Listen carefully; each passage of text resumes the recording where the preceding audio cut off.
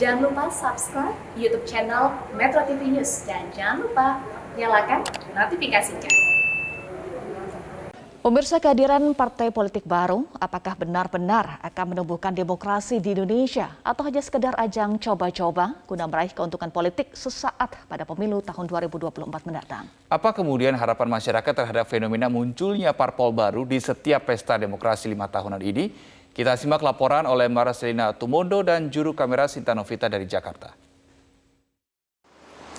Mulai 1 Agustus 2022 kemarin, Komisi Pemilihan Umum telah membuka pendaftaran bagi partai politik sebagai calon peserta pemilu serentak 2024. Selama 2 pekan ke depan, partai-partai politik ini akan ramai berdatangan ke KPU untuk membawa sejumlah berkas persyaratan sesuai yang sudah diatur dalam Undang-Undang Pemilu maupun peraturan KPU.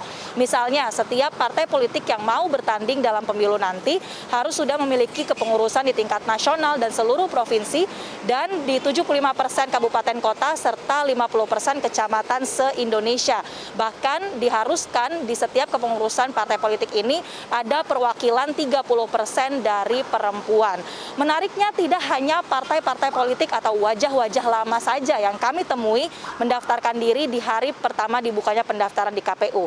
Tetapi juga ada wajah-wajah baru atau partai politik baru yang membawa massa dan juga membawa partai ID yang baru ketika mereka mendaftarkan diri ke KPU. Sebetulnya apa yang diharapkan oleh masyarakat dan bagaimana mereka melihat adanya fenomena partai politik baru ini, kita akan tanyakan kepada warga yang berada di sini. Partai-partai politik yang baru ini bisa mempresentasikan aspirasi rakyat dan mereka bisa lebih jujur untuk dalam pengambilan keputusan nantinya di DPRD atau di legislatif atau di eksekutif.